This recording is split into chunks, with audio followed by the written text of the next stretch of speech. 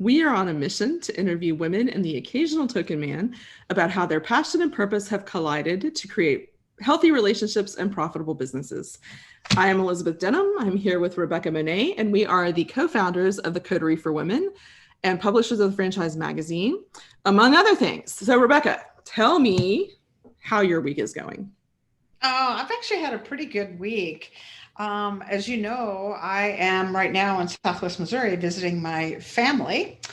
And while here, I decided to take a little excursion to Northwest Arkansas, down to a lake called Beaver Lake, which is this gorgeous lake with all these wonderful fingers. And I've been looking for property down there as of last year.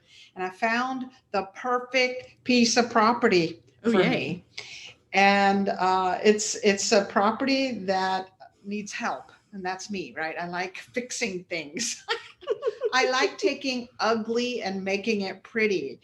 I know others prefer something new. Not me. I want it to be a wreck, and then I can, make it all gorgeous. Satisfaction comes from that, right? It's kind of that before and after idea. I just love it. So I found a house and made an offer. It was accepted. And so I'm really excited and looking forward to this new adventure of having a home on a lake in Northwest Arkansas. So what is your thorn? My thorn is moving, right? Just that idea of moving. I am vacillating between absolutely moving nothing and just buying all new kind of stuff. Or moving across country in some kind of U-Haul. Now, there's many problems with that because the move is from California to the Midwest, and everybody is leaving California because of the craziness that's going on in California. So you can't even get a U-Haul truck out of California. So I probably could replace everything I own for what it would cost me to get a U-Haul, and then you have to drive all that way in a U-Haul. Moving is the pits. I hate it so much. Me too. That is a thorn for sure. That's a thorn. So that's my week. How about yours? What's your rose and thorn this week? Well, I think my rose is just that I had a really productive day yesterday. I was feeling a little bit discouraged, I guess, on Sunday, thinking we're trying so hard to build, and I wish it were more quick, the response and things like that. And then yesterday I just buckled down and got a ton of stuff done and connected with a ton of new people and getting things on the calendar. So I was feeling pretty excited, and I think what we do when we talk to people and interview them, those things give me energy. And when you're feeling down, like I can sit here and think, I don't know how I'm going to get through an interview or a podcast because I feel, ugh. And then I do it.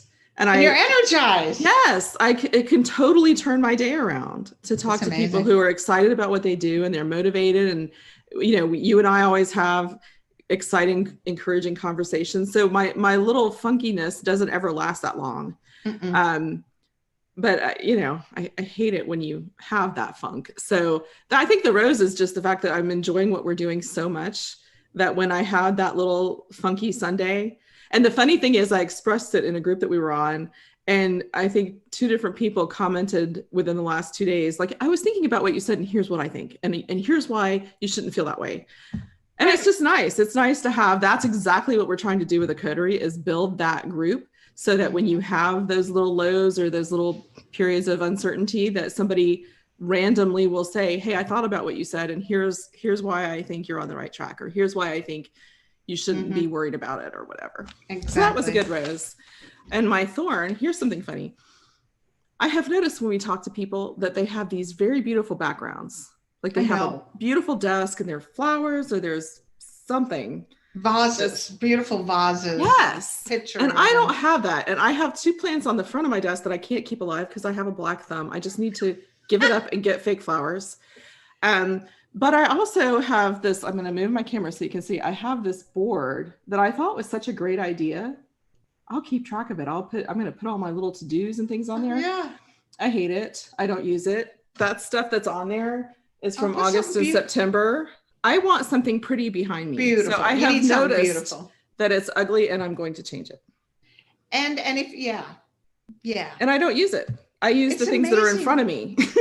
I am definitely beauty driven, especially outdoors kinds of thing. And you'd be surprised how motivating it is when you are in an aesthetically pleasing environment versus, like you said, something that doesn't inspire you. It's Mhm. not inspiring you. It's not lighting your fire. So I vote for you. Do you have any idea what this beautiful background is going to be, or are we going I to hear about that don't. later? Okay. I have no ideas. Maybe I'll get Luke to paint something for me or my sister, who knows, the Yeah. artistes. But now I didn't ever notice it because I didn't see it. But now that we're podcasting, I see it every single time we're on camera. And I'm like, it's so ugly. Time to get it purdy.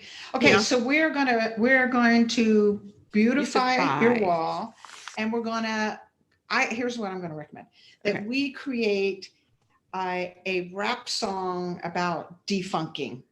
Okay. Right? So you Who's don't going want to to write be. it? You're the writer. I'll I'm rap not it the for you. musician, however. Okay. I'll write it. You rap it. It's a deal. I'll rap it. It's a deal. So how to defunk yourself? Right. I love it. I've got Okay. answers to that. All right. Alrighty. Well, we will move on. Enjoy the rest of your week, everyone. We will see you next time on Roses and Thorns. Welcome back to the podcast where passion and purpose collide. We are here today with a very special guest and our token man, Dave Keil, who has so graciously agreed to represent the male race, species, gender, whatever it is. Dave is president and chief operating officer at Franworth, a growth equity firm that partners with and accelerates the growth of emerging brands. Franworth brings over 450 years of franchising experience to its partnership with the Lash Lounge, City Row, Madison Reed, SCOA, Title Boxing, and several other affiliate brands. A four-time franchise CEO, Dave Keil most recently led the Lash Lounge, a Franworth brand and growing franchise system offering semi-permanent eyelash extensions in locally owned luxurious salons. Keil led the organization through a national expansion from 19 units to more than 107 units open today. So welcome to the show, Dave. We're very excited to have you. And Rebecca, you're going to start us off with our interview. Yes. Well, I'm excited to actually get to see you face to face and have you on Where Passion and Purpose Collide. The first question I want to ask you is around your own personal mission. Can you tell us where that came from and where that's taking you to? Yeah, thank you. And Elizabeth, Rebecca, thanks for having me. I'm excited to be here. So thank you for the opportunity. Yeah, I'll start with my mission statement, and then if that's okay, then I'll back up and tell you how I got there. So my personal mission statement is to honor God by loving my family well. And then how I'm going to manifest that.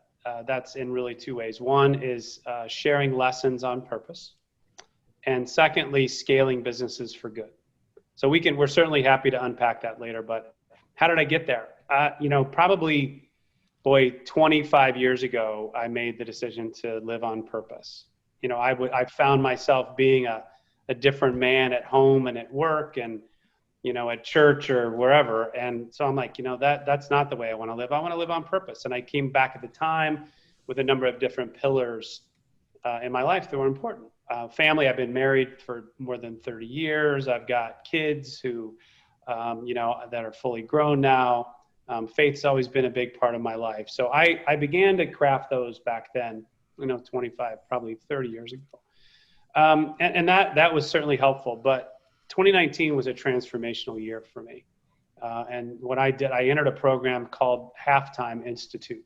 So one of my favorite books of all time is a book called Halftime by a gentleman named Bob Buford. And it's a lot about how do you live the first part of your life for success, and then the second part of your life for significance. They run a program. It's a faith-based organization in Dallas. And I became a fellow in 2019. So I was put in a cohort with 12 other people in my same area of life. Amazing people. Sally Blount was on it. Sally is now leads Catholic Charities, but she was the first woman CEO or dean of NYU and the first woman dean of Kellogg Business School. a retired major general who was the head of strategy for the Army. I mean, I was in this amazing group of people who for a year went through this process. And what I would say is that your listeners could do some of the same, these kind of 3 steps that we went through. The first thing we did was do all the Myers-Briggs and Enneagram and all that stuff to really understand who we were. You know, what's at our core? How are we built? How have we gotten some success? But what were the elements of that? And doing a little archaeology about, who you are, why you are who you are. And then the next thing for me, this was really important. As busy as we all are, we had to create some capacity in our life. So time to think about this stuff, time to actually work on your purpose and think about your passions, not just, running from meeting to meeting, or in our world in COVID, Zoom to Zoom. So I actually had to put time on my calendar. I mark it in gold, block time every day for quiet time, to be in the Bible. For me, that's how I relax, to go exercise, and also to be thoughtful and purposeful about what my purpose is. And finally, it's about what's the application. How am I going to go take those talents, think about it, how am I going to go apply that?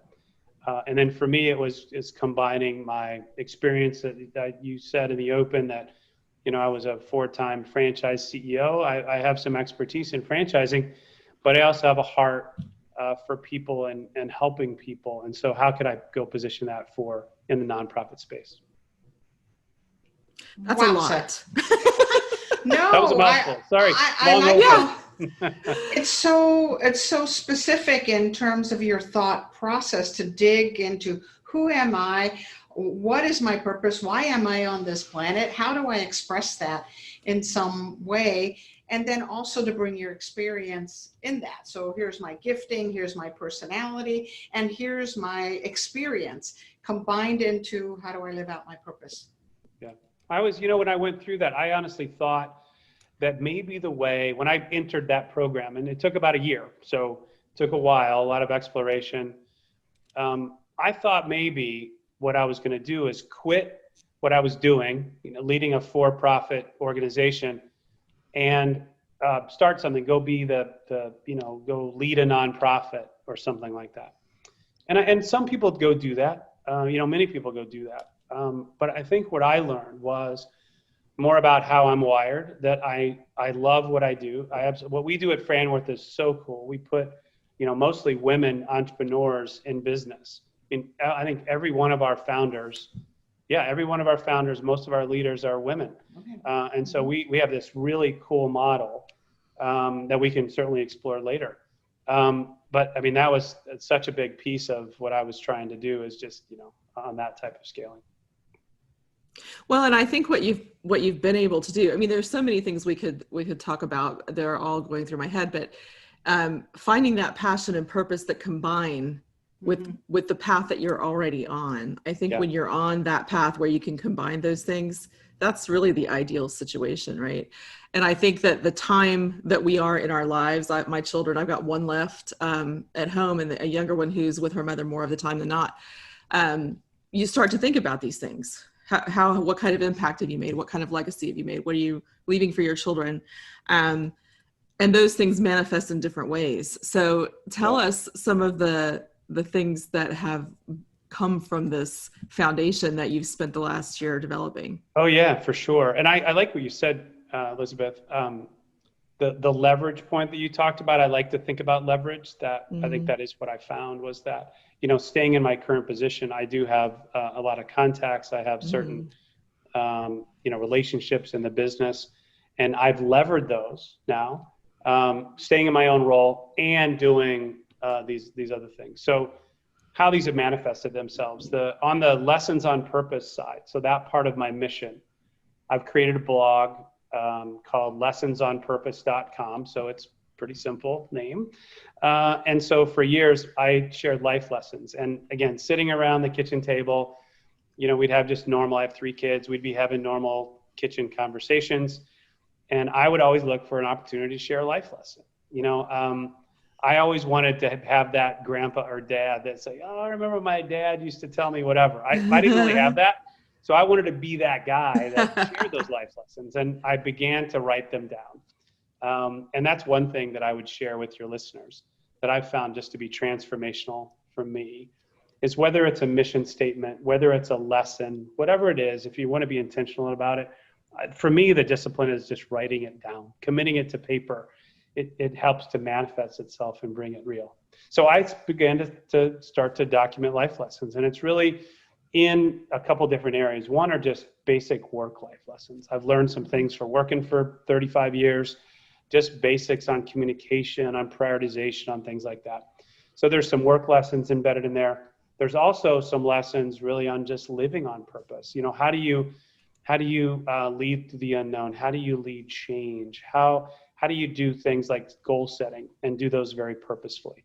So I just found I went back to the things that I've coached now, and I moved from individual contributor to leader. And some of what I'm doing now is more of sage, like being more of a coach or a counselor to others. And so I've recognized that if I've repeated the same coaching message more than once, I'm beginning to write that down. So I've got, I don't know, I maybe have 15 or 20 life lessons written.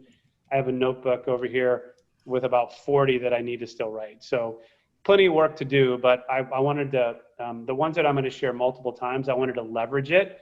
And the most read one on that was, and your listeners can go, or watchers can go to that, was about a time that I was unemployed. I was between two jobs. I ran Honey Baked Ham as CEO, and then later ran Pure Bar, both franchise companies. But in between there, I was out of work for about 6 months. And so I really in there describe what I was going through. And this is you may say, oh yeah, you go from a CEO job to a CEO job, whatever. No, I mean, I had the same doubts as everybody else about what's going to be next for me, what's a recruiter for, what's my why am I doing this? So that might be useful for your readers. So lessons on purpose is one way, Elizabeth, that I've demonstrated that. That's absolutely beautiful.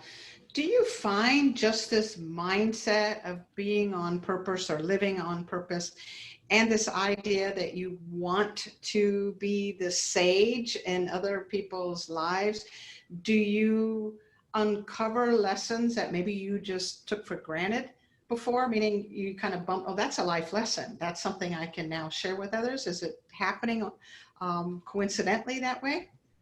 I think it's happening very naturally that way. I think many of us, as we grow, look, I have a healthy ego, and I'm competitive. That's a strength and a potential weakness, and find myself, through my career competing, comparing myself with others.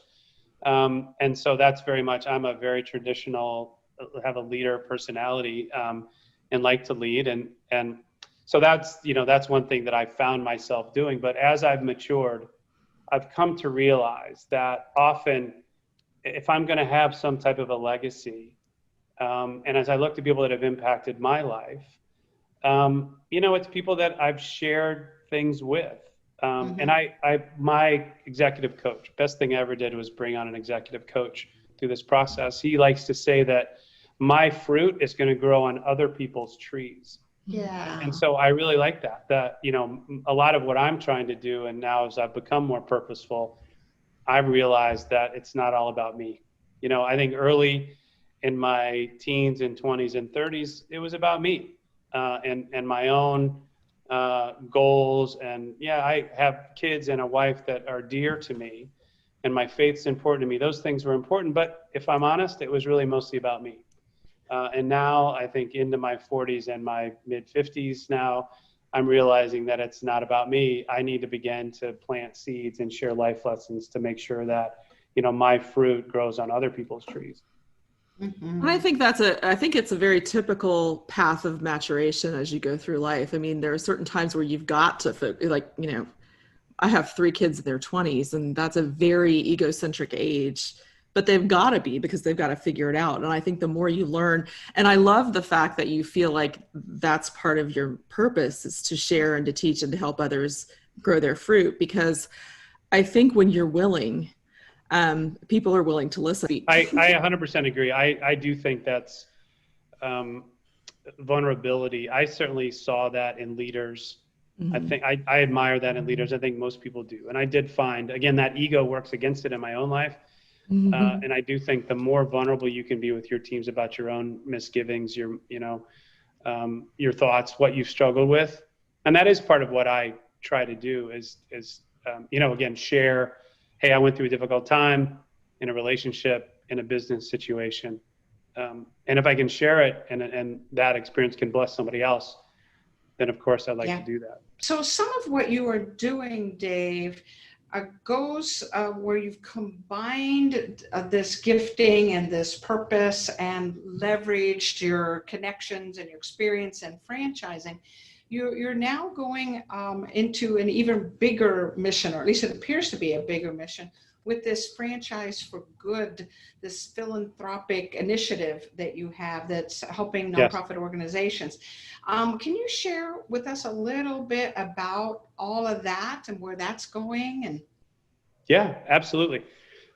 So this idea came from, again, leveraging my experience, my core, what I've got, and some impact that I have, and then that desire to go help others. And so the idea came out, and I began to study how franchising was used in nonprofits.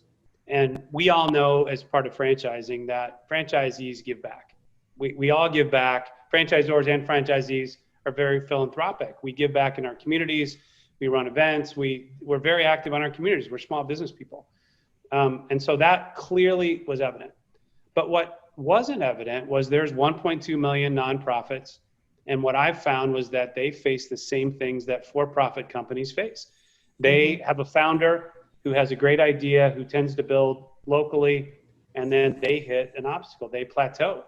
And then they've got to decide either they're going to continue to fundraise and maintain, or can they, like many franchise systems that, again, I had the help of growing, it was the same problems. They needed to be able to scale, was going to help them survive and thrive and spread their mission to more people. So how would you do that? It's the same exact playbook that you would use, that I've been using for a long time, since the late 1900s when I started franchising with Haagen-Dazs.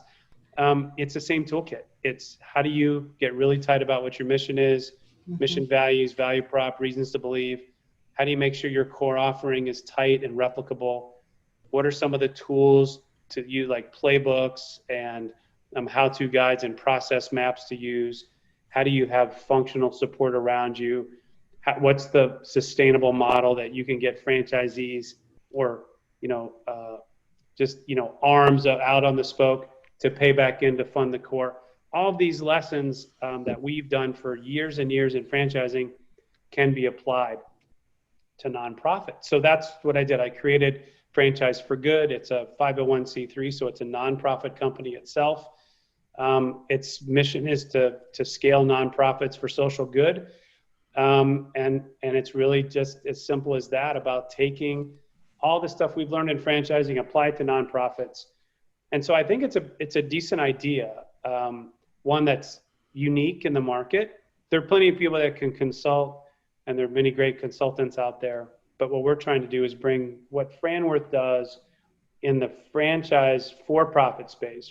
You mentioned some of those brands before, like the Lash Lounge or City Row or SCO or Title Boxing. How do we go then apply that to the nonprofit space? Luckily, I got my first customer, was a pretty good one. Another person that went through halftime, a gentleman named Pat Hamill, runs the biggest home builder in Colorado. And he started a nonprofit himself. His company was bought by Berkshire Hathaway, so Warren Buffett, that Berkshire Hathaway. And so he's got a missionary heart as well, wants to impact people for the kingdom. And he had an idea of doing trade job creation. So he created an academy that trained people in trade jobs, one unit, and wanted to scale it. I have a idea to scale things. And so we shared the same executive coach. He put us together. And now, sure enough, we're creating a company called Build Strong Academy. Our mission now is to go train 1 million people in trade jobs. There's 700,000 open trade jobs in the US. And, we've got over 8% unemployment nationally. So there's a miss. There's open jobs, yet a dearth of trade training. So things like plumbing, electrical, carpentry. So that's what we're going to get after. We're using franchise systems. We're creating a franchise out of what he built in Colorado, calling it Build Strong Academy. And so we can go scale his nonprofit for good. So pretty good first customer. I'm pretty lucky with that. But we're just getting started. And so Franchise for Good will grow, in all for larger nonprofits like that, or even smaller when someone has a mission that they want to go grow and expand. I think we can go help them apply the tools for that. So, well, it's such an impactful first customer too, because so many high schools don't teach those trades anymore. They used to have a lot more opportunity for that. And then the trade schools are just they've gone a little bit by the wayside too, I think. So, teaching people to be able to work and earn a good living, those jobs earn good livings. They do. They very much do. We have a dearth of those here. Yeah. Oh, I'm sorry. I didn't mean to. Go ahead. I just was saying we have a dearth of trained trade workers here in Alabama, I think. So go ahead. What were you saying? Yeah, no, and Alabama is actually they're doing some pretty good work on trade job creation in that state. Mm-hmm. But there's still a gap. There's still that gap. One of the things that we're going to do is, we'll be a bit of a consolidator in a market. So there is existing there. We think it's a good time for this because there is high unemployment in the trades. There are trade dollars. So states and federal government want to go create these trade jobs. And building still continues. One thing that the COVID did is people are moving out into the suburbs buying homes. So there is a lot of home building happening. So we're seeing, that's a nice, perfect storm for what we're trying to do. And we will be a bit of a consolidator in a market. That's our plan. We're aligning HBI, Home Builders Institute, who's the national certification body. We've got them on board. We've got some high net worth donors on board. We're going after certain, corporate dollars. So if you think about the Home Depots of the world, they've got a foundation and a mission that want to do the same thing. So we'll be a bit of a consolidator. You're right, Elizabeth, that, when I was in high school, you could get trade training. You can't today. Many community colleges do it. But we'll come into a market, actually build a real academy, become a bit of a magnet. If high school students want to come in, great. If people can't afford it, we'll provide it for free for them. If people can pay some, great. We'll rally the local home builders associations. So we can rally everybody locally and be that center that all the trade job activity can happen locally. So this is absolutely brilliant. It'll fill such a big need that's out there. Years ago, you wanted to be a doctor, lawyer, Indian chief, and there's this big gap in the blue collar area. I think actually, Dave, you should get Mike Rowe on Dirty Jobs to be your spokesperson. That's a great idea. I'm serious. That's a great idea. We really should. I don't know if Mike's listening, but we should send him this. At least to have him sponsor you, right? Yeah, because he's on a similar mission, right? He's on a similar mission to awaken folks in America to these vital jobs that are well-paying and needed across the board, and yet we're not encouraging our sons and our daughters to become plumbers and electricians and sheetrock hangers or whatever it is. And these are wonderful businesses and careers to go into. Instead, we're telling them to be doctors and lawyers and engineers. Those are good too. But there's this huge gap. I think you should. I'm serious. You should talk to. No. I like the idea. I love the ideas. Literally, we're just getting started. I mean, this is the beginning of this. I just started the company at the beginning of this year. Just got our first customer beginning of this year. So we're just getting going. So you guys are right. I think there's a lot of runway here because again, franchising has done some things exceptionally well, and the exact same playbook we're just going to apply in the nonprofit space. So couldn't be more excited about it. I think it's brilliant. But shifting gears a little bit, I know that from both directions, you have had a lot of influential and important women in your life. And whether it's been intentional or not, I don't know, but you tend to have been leadership for female-based or, mostly female brands. So I want to talk about both of those directions. Like who was it in your life that were the strong women who influenced you, and how did that carry on to what you're doing today and have done in your business life? Yeah. So clearly my wife Jenny's the biggest influence on my life. We've known each other 35 plus years. And when I said I had a big ego, she was the first one that told me I had a big ego, right? So reminded me of that. Was this before you were married? It was before we were married. Okay. And, oh, girl. Yeah, so I think Jenny and other women in my life, friends, have, speak truth about, again, it's not all about me. There's more important, things about how do I go use my skills, not just about me, but others. So clearly Jenny, and other strong women in my life have, helped influence who I am. My wife she's a PhD. Her doctoral dissertation was on women in the workplace and the pay gap differential. And so she studied this quite deeply. And so I've learned along with her for a long time that, women make 71 cents on the dollar as men. And why is that? In many ways, and even when you factor everything out, time away from work, all that stuff, that pay gap exists. One of her hypotheses was it's a risk preference that women sometimes select themselves into less risky jobs, not, commission-based or, fee-based things. And maybe that's part of it. I think one thing I've certainly found for women is that, again, there's no talent differential between man and woman, none. I do think that part of that is my experience. Women will not ask as much as men for the next job, the next dollar, the next promotion.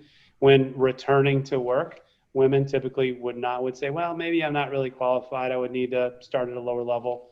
Most men, in my experience, would say, no, I want the job right now. I'll figure it out. Right. So I think some of that can be trained, and we need to recognize that. And I think a lot of the mentees that I've had in my life have been women. And a lot of coaching that I do is about saying, be really clear about what it is that you want. Define, write down, be super clear about what it is that you want. And I do think there's a self-confidence thing. I think, again, this is big, broad generalization, but I've had a lot of men and a lot of women work for me. So in my experience, women probably have a more accurate view of their own strengths and weaknesses. And sometimes that would hurt you because you wouldn't necessarily be as aspirational and say, hey, how might I step into this thing? Which I think has then manifested itself into what I've really enjoyed doing, which is most of the brands that I've led in my career were either women led or women founded. The Lash Lounge is a great example. That's a Franworth brand founded by Anna Phillips, run by Meg Roberts, who just got voted one of the most 100 influential women. I saw that, yeah. But that's a great example. Helene Knapp, founder and CEO of City Row. Andrea Scott, founder and CEO of SCOA. Amy Errett, founder and CEO of Madison Reed. These are all brands of ours that we've partnered with. And it's just incredible to see these strong women just lead these, amazing brands. And so I'm honored to be able to be a coach, and bring other resources that Franworth has around these women to ensure that they're going to be successful, that they focus on the brand and the core of what they do, and allow us at Franworth to provide some of the back office, if it's finance or legal or supply chain or other kind of important to grow, but not at the core of the brand or the offer. So you brought up I'm sorry, Elizabeth. You go ahead. I'll save mine. Okay. You can tell this is an exciting topic for us, right? Yeah, we like this one. Yeah, me too. Yeah. So it's interesting. You talked about come alongside these women, support these women, build a team, and the things put in place to support these leaders, the Meg Roberts and others that you had mentioned. Do you find women open to receiving that kind of support and that kind of mentorship? And is it different than what you might notice with a man, or is it just, not a gender thing at all? Yeah, well, I don't know. Well, I would say that again, large, generalization, but look, I do think that most women seek input better than men, in my experience. I think we're more willing to kick around an idea. And so I do think people are open to, hey, happy to lean on your experience. And it's not because I'm a guy, it's because I have experience and I've done it. I've been there and done that. And I think, a lot of the people that I've coached are like, yeah, Dave, I want you to help me. You've been there. You're just more experienced. You got more gray hair. Tell me what's around that corner and help. And let's think about it. Let's think it through together. So I think that, that collaboration, but I don't know that it's that we just did a strengths finders thing across Franworth. We just put everybody through a 3-session strength finder. So we all identified our strengths. And to be honest, I didn't look at it with a male female bent, but we were, as a team, we did look at the total, and we were and where we were tipped, and we were very much tipped to kind of execution people, go get it done people, and which is probably good, what you want from your franchisor. But yeah, no, I don't know if there's a big difference between men and women there, but what I will tell you is, most of the women that I have either been the mentor of, or a partner with, are certainly open to input and want to share my experience set, and yeah, probably more so than men in a similar position. Yeah. Well, I'm in the psychographic business. We use the Strength Finder Logic as one of our pieces of sciences in the Oracle tool. So I completely agree with you. And I think there is a greater willingness by women to receive feedback and critique and mentoring and advice. So it is a gift that I think women have, and therefore I think it's also why they do so well in franchising, because of this willingness to learn from others and to embrace somebody else's experience. Elizabeth, I won't interrupt you. I promise. You can now ask your question. Well, we were both jumping in, and actually yours was similar to mine, so I'm shifting it a little bit. So here's what I want to know. While women are growing, especially in franchise and business in general, but up above a third now, yep. The leadership positions are not to that rate. So when you bump up against other men in leadership roles, have you encountered men who are less receptive to women in leadership, or have you ever spoken out in support of some degree of misogyny or putting down, or, how do you deal with that in the space? Because as women, we've all experienced it. Okay. I don't think I've ever been in a situation where a man spoke up and said, "Hey, that's not okay." Yeah. Don't speak to her that way. I have a couple of examples. I was at a company called Ecolab, and big Fortune 200, $15-16 billion company. And we were very much, when I was there, it was very much a middle-aged white leadership company. If you looked across the top 100 leaders, was very white. We all wore blazers and, looked very similar. Mm-hmm. And we recognized that as a leadership team.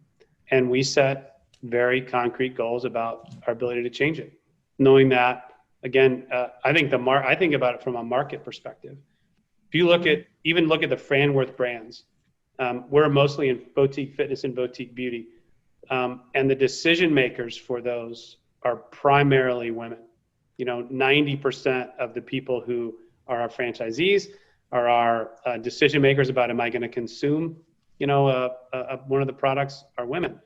And we were finding that at Ecolab at the time, that we did not look like, our sales team and leadership team did not look like our customer. Mm. And so we set hard goals to go make that a difference. We had to, we set goals about putting a woman or person of color on every slate for open jobs. Mm-hmm. And they have, over the last decade or more, shifted the business significantly there at the board level, at the senior leadership level, within the sales ranks. And so I've seen that personally and been on the inside, not in the boardroom, but the next click down, in the major leadership of a team that made that decision to be different. We at Franworth do think about that. I have talked to Meg Roberts, one of our female leaders, about how do we go get more Meg Roberts in there. And we do talk about the women on our team. Then again, I think if you looked about when I started at Franworth about 2.5 years ago and pulled up our page versus if you go pull it on today, in terms of the diversity and number of women, it's better. It's not where it needs to be. It's not. But, we've hired more women on my tenure than we've hired men. So I think, you have to, I think with an eye to what we've talked about, particularly in our business, if the preponderance of the people deciding to buy a franchise or are going to be your franchisees are women, then guess what? Your leadership team needs to look like who your customer is in this case. Well, agreed. And you have to be intentional about it. I mean, I think what you're doing, incremental change is the way you make change. Sweeping change almost never happens and never works. So I talk about that a lot in the things that I do outside of my work. And I think that awareness and having, women cannot be elevated without the help of men, both in mentorship and intention. So I'm excited for you to be in this position as a supportive male role model for all these women coming up. Yeah, and I think women also need to speak up, right? And I think as you thinking about org design or wherever, I think need to make. I went back before to say again, it's a very big generalization, but typically, what I would see is that the loudest voice would be a man's at the table, and that's not okay. That's my own issue. My wife says, hey, just because you say it loud and first doesn't make it right. Doesn't make it right. And I'm like, really? I thought it did. I thought that was I right. know, of course. It's all it about the doesn't roar. make it. It's all about the roar.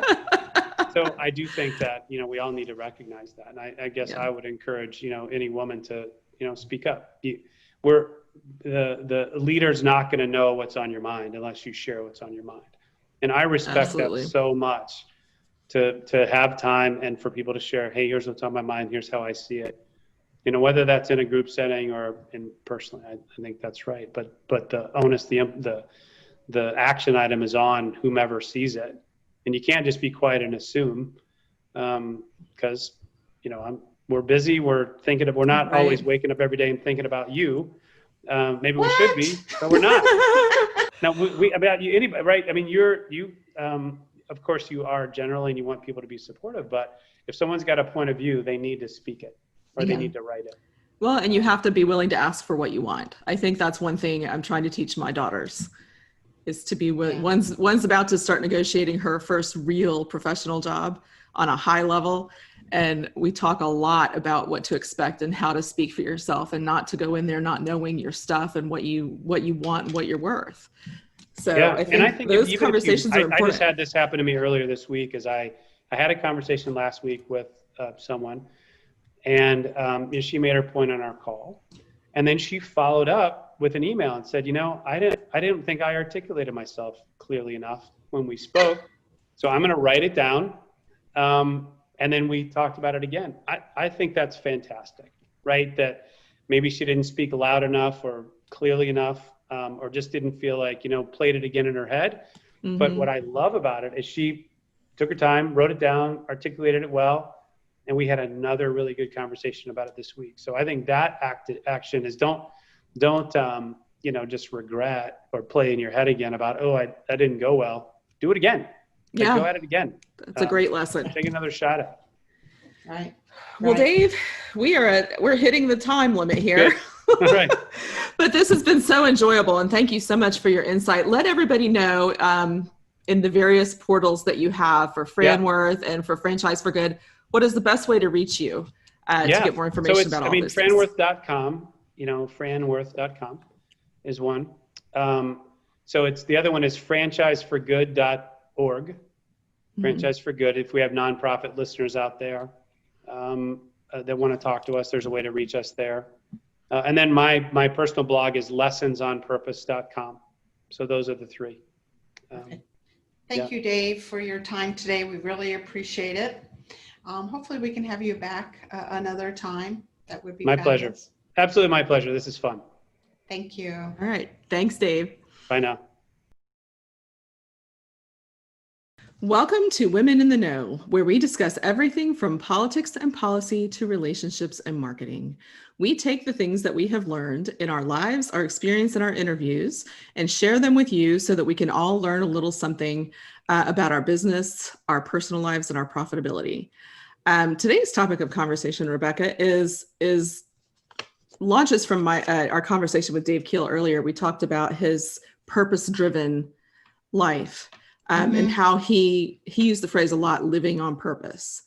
And he applies that holistically to his life, not just to his business. And I think that's something that's so important. And I think that so many of us focus on our mission statements for our businesses, that we don't always do that in our personal lives. And his is all encompassing. So what are your thoughts about living on purpose? I think that's something such a great phrase. Well, it's interesting because he divided his life up into two segments. One was sort of that earlier part of the person's life. I don't remember the exact term he used, but it's kind of an empire building phase of a life. And then the other phase is kind of the significance phase. Why am I here? What's my purpose? How do I live it out? How do I use my talents and my gifting, my experience, my knowledge, and become more purpose-driven or have some significance, leaving something behind. So I thought it was interesting. He didn't negate the idea that some of life is just making a living or just building an empire or just providing and protecting a family. He didn't negate that at all. But he definitely talked about how much more fulfilling it was to add this other how is my life significant? What am I called to be? What is my purpose? And how can I use everything my personality, my talents, and my experience, and live out a purpose? So I thought it was pretty brilliant, and it definitely was eye-opening to me because I can relate to that my first part of my life was empire building, right? And survival and single parenting and all of that. And now it's like, what is my purpose? What is my calling? How do I want to be remembered?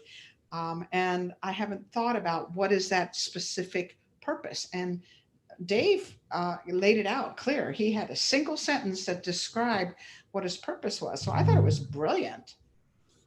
It was brilliant, and it causes you to think. And I think I think it's a phase of life thing. I think, my kids are all in the phase of trying to figure it out. It's like that beginning of life crisis where everybody goes through not quite knowing where you're going to be or what you're going to do.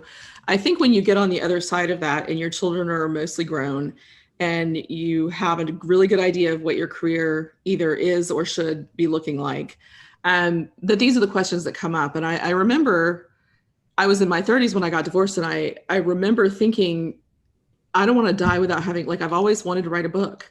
And I don't want to die without having done that. What would be a regret if I died tomorrow and I hadn't finished X, And I kind of feel like his is along the same lines. What is the legacy I'm going to leave behind? What is the impact I'm going to have on the world around me? And what do I have to offer through my experience and my knowledge and my education and all those things? And I think that it's important.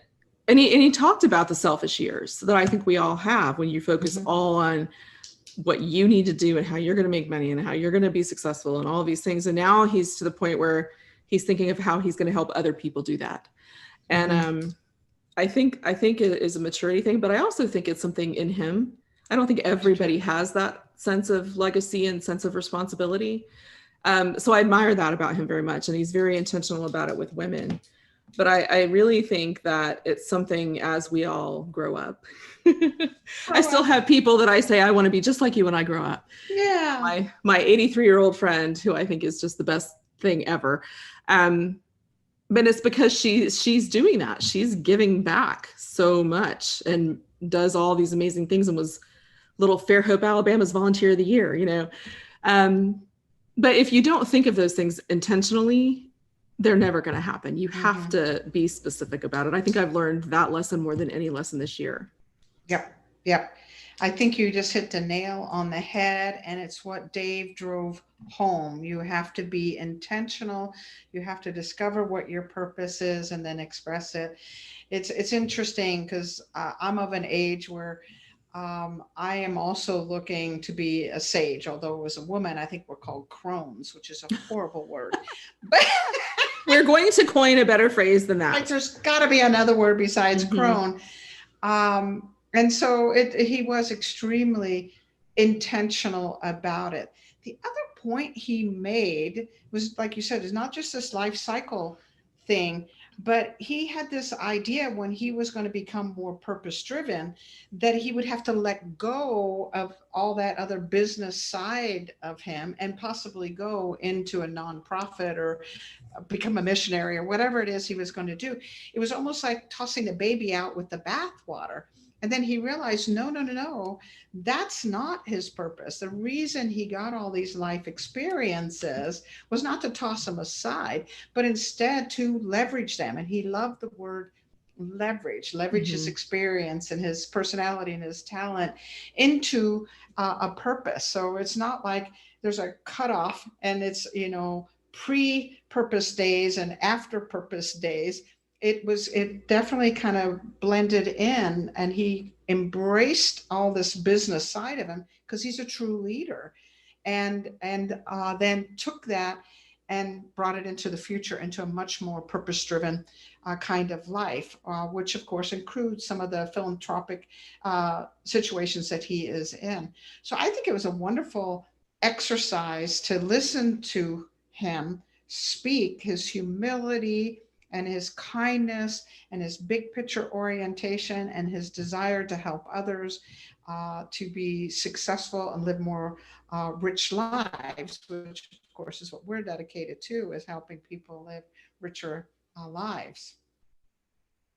Exactly. And finding that place where passion and purpose collide. I think he's found his place where it does that. He did. And now all the rest of us need to follow suit. Yes, and for do sure. the same thing. I love these conversations where we get to dissect our interviewees, and we learn so much, and we hope all of you are learning a bunch. Also, this is what we want to bring through the Coterie for Women and through where passion and purpose collide. So if you haven't already subscribed, you haven't already become a member of the Coterie, and you're a woman, we'd love to have you on board. But for now, Elizabeth, we have to kind of wrap up. We do. Yes. So on that note, we will see you next time with Women in the Know. Welcome to Ask Beck and Liz, where no topic is off limits. We want to answer your questions about business, life, and everything in between. So if you have a question for Liz and myself, send it to ask@beckandliz.com. That's ask@beckandliz.com. So I wanted to keep our question today a little bit more generic, Elizabeth, and that is, what was our biggest takeaway from our conversation with Dave Keil from Franworth? There were so many good points that he made. I feel like we could have talked to him for 2 hours because he's got so much insight and he's thought so much about it. But for me, I think with the coterie that we have going on and trying to grow and help women live richer lives, I think knowing that there are men out there like Dave who support women and who are very aware, and I think he gets credit for that, but it's also his wife whose PhD is in the gender pay gap. So I'm sure she helps his awareness level rise, to give her a little bit of credit as well. But I think that knowing that men like him exist in the business world in leadership, because we talked about that women are growing numbers in business and women are growing numbers in franchising, but the leadership echelon has a ways to go before it meets it, it grows at the same rate. And he's one of those people who is promoting women in leadership roles. And I think that feeling like there are men, sometimes I think as a woman, you can get discouraged if you look around and you just see all men in leadership roles. But when you know that there are those men in those roles who are elevating other women, supporting them, mentoring them. I mean, his brand is all about, most of his brands that they represent are female driven. Right. It just makes you feel good. Like there is somebody who's aware that needs to be an increased number, and he's aware that women have the talent and the skills and the ability. He has no doubt about that, and he wants to help provide the opportunity. So for me, I think it was just kind of nice to know that there are Dave Keils out there. There are Dave Keils out there. I love that point. Also, it's interesting because several of the women that we have interviewed have echoed what Dave Mm. is saying, that there are many men who want to mentor, want to advance, want to encourage women, and we need to be open to receiving that. And they recognize that there is some challenges out there and they're willing to step up. I think for me, my kind of big takeaway, and it was kind of subtle, he kind of hinted at it a couple of Mhm. different times, was this idea of ego. And Yes, I picked up on that as well. I can't wait to hear what you're going to say. it was very subtle. He brought it up 2 or 3 times. And Mhm. when you study ego, um, it really does prevent us from a lot of things. It prevents us from having intimacy. It prevents us from truly understanding another human being. It causes a prideful heart and a little bit of, not a little bit, probably a lot of arrogance. So it makes us unteachable, uncoachable. And it makes us really kind of an island in many different ways. So I thought it was interesting that he kind of subtly hinted at how he had to get his ego in check, and his wife was the first to kind of point it out. Mhm. Of course she That maybe was. this, right? She's a brilliant woman. But I also thought it was wonderful that he took her feedback, Mhm. that he says, maybe I do have an ego. And he began to look at himself and say, how is this ego stopped me from being all I could be? Because, the scriptures tell us pride comes before the fall. And there's a million reasons that ego gets in between us and love, in between us and success, between us and learning. It frequently is a barrier to success in all areas of our lives. So he recognized that and he said, okay, I'm going to reel this ego back in a little bit so I can live a more purposeful, fulfilling life. But that required pulling himself back a little bit. So that to me was like a big aha for all of Mhm. us to sort of pay attention to. Not an easy task to do, though, right? Because after all, many cases it's our own baby we created in this business, or, we've done something special, or, our self-esteem pops up and says, something. Mhm. It's not an easy thing to do, but the rewards that Dave talked about, where he then got in touch with his purpose and he was able to live it out, it far outweighs putting self in the back seat instead of in the front seat, right? I totally agree. And I think there's a fine line between ego and confidence. And Yes. I think confidence is necessary for success. Mm-hmm. But he seems to have found that balance. Mm-hmm. And I think that all of the people that we've interviewed, mostly women, but a few men, the ones who seem to be the best leaders are the one who have found that balance between confidence and ego, And ego.